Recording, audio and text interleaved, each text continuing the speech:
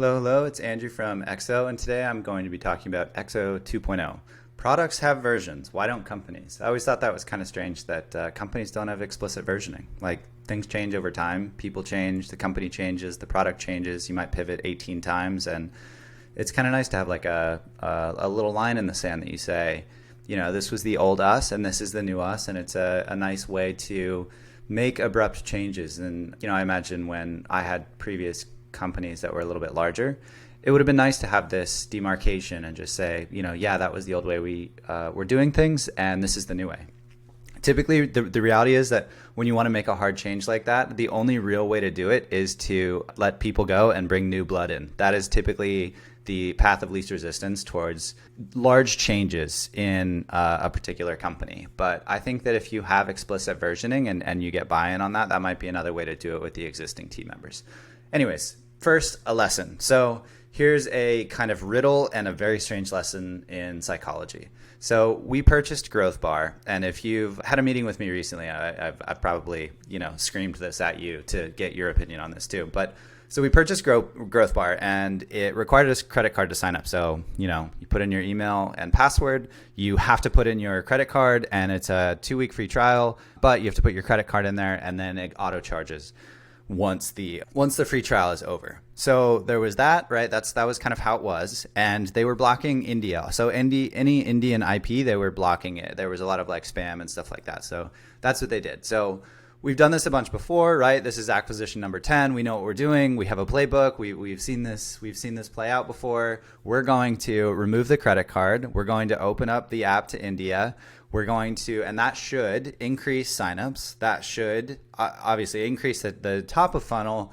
And our assumption was that conversion should increase because that's historically what we've seen.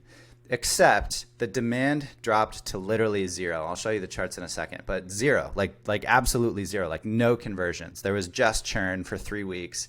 It was an absolute nightmare.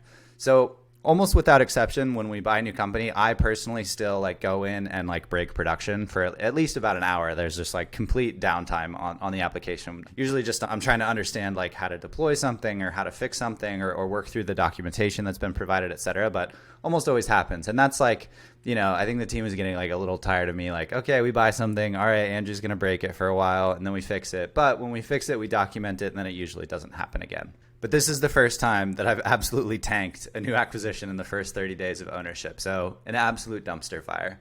So if you're watching this, the charts, these are from Stripe. So purple is new customers, yellow is churn. Steady state, you know, we might have like 8 to 10 new customers a day, and some of those would convert. These are just kind of free trials, which Stripe in this context will count as a new customer.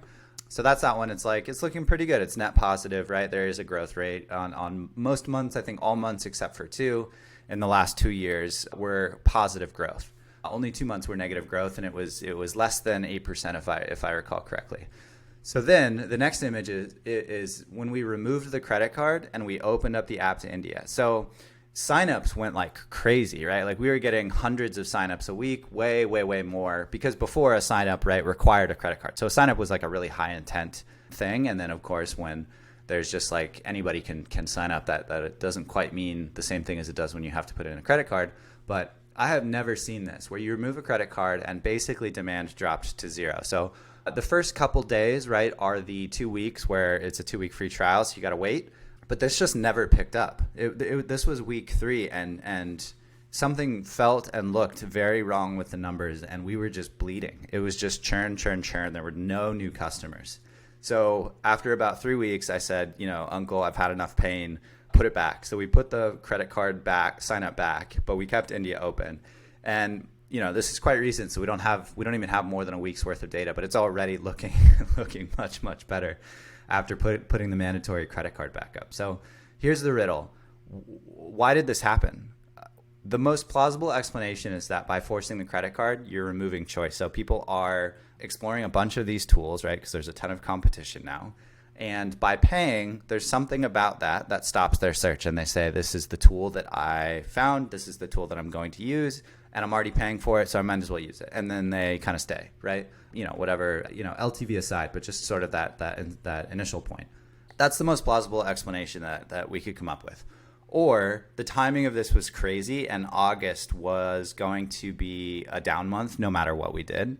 And then the third one is just like, Jesus, God only knows. I have no idea. So if you have any thoughts on this, I'd love to hear them.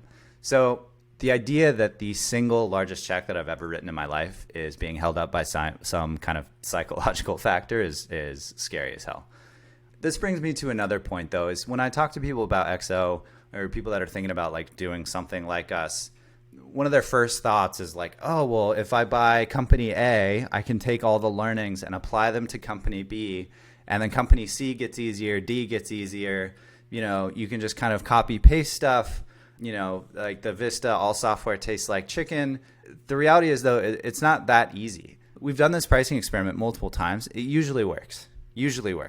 So my new answer is that we will eventually have a playbook, and I've already started building a playbook of robust experiments, but they're probabilistic. So we will have to be very cautious about tracking the results across different companies over time. And it is very difficult when you think about that to, if I have a developer product and I'm comparing it to some sales tool, is that even valid to compare those two, even if the pricing experiment is roughly the same? So at some level, yes, right, it's valid to compare those, but in many cases, it might have a completely different outcome in a completely different market.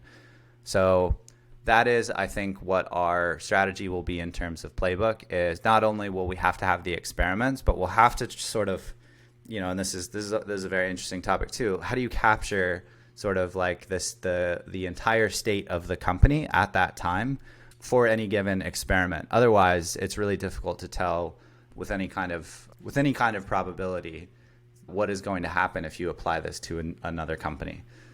So if you can't tell, it's been an exciting month and a half, 2 months over here. All right, so back to XO. So we've been around for about 2.5 years now. The initial group has had 100% turnover.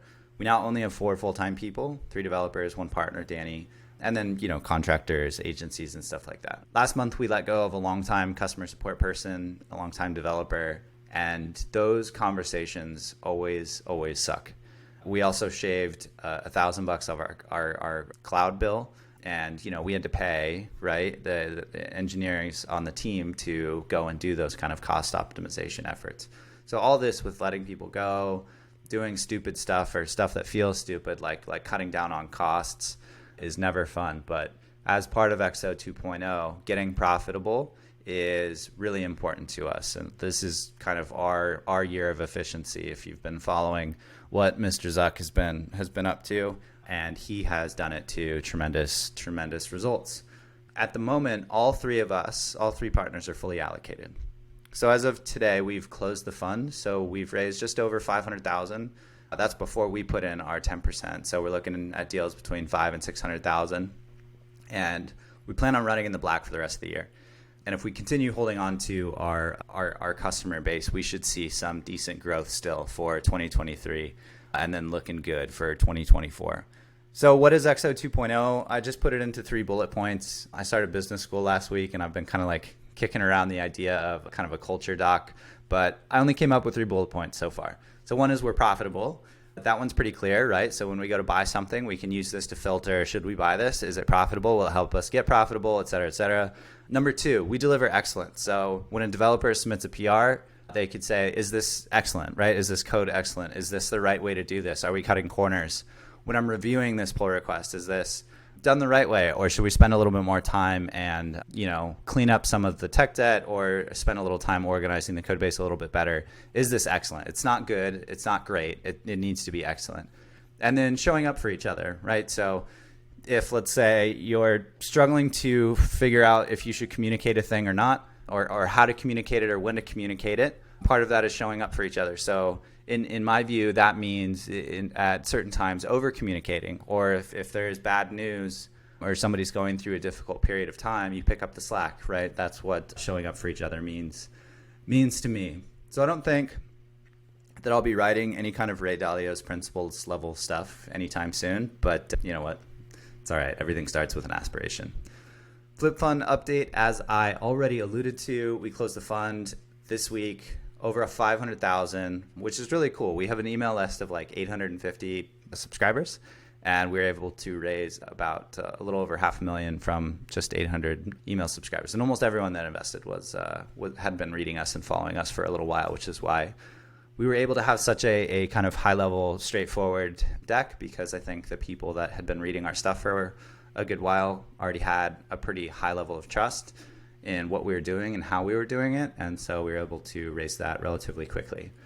The only real buy box change for this flip fund that we might relax is, for our own portfolio, we've been focusing now on product-led growth type companies for a bunch of reasons I've already talked about, but for the flip fund specifically, if we had more of a sales-led motion, I think we might just be able to control our destiny a little bit better in terms of having to double a company in 24 months, right? If you can put your customers on a spreadsheet and go get a yes, no from each one of them, obviously in practice, that's like, a whole thing, but it is nice psychologically to say we sell to dog daycare centers, whatever, and I can put all of those in the US on a spreadsheet, and then I can go and try and reach out to literally every single one.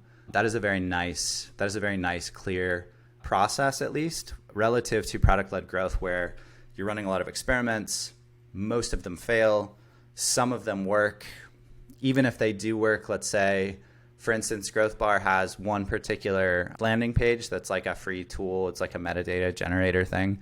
And that brings in a shit ton of traffic to Growth Bar.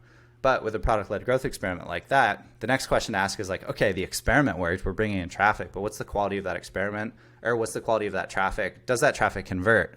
Are we attracting the right people? You have all those problems. And then what I suspect is partly happening with Growth Bar too is that the traffic that we're getting is not bringing in the right types of people that are our ideal customers. And that's always a challenge with product-led growth is, yes, not only are you trying to post short form video across 19 different channels on a daily basis or multiple times a day just to cut through the noise, but then the people that you actually do reach need to also be, pretty well aligned with your value proposition. Otherwise, they're not going to pay.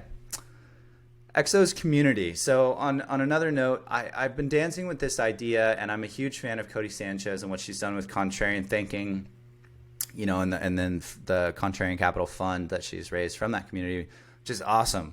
She seems to be like a full-time content creator. I know she has at least now a team, but at a certain point she didn't, right? And so I've been extremely impressed with how she's managed to put all that together. And I'm dancing with the idea that XO could do the same thing. We would just focus on SaaS. So we do have a small community on Discord. There's 50, 60, 70 people in there now. But it's just pretty useless in there. Like, nobody's asking questions. No one's really getting any value from it. And if you have any suggestions on how to make a community like that more valuable, I'd love your ideas.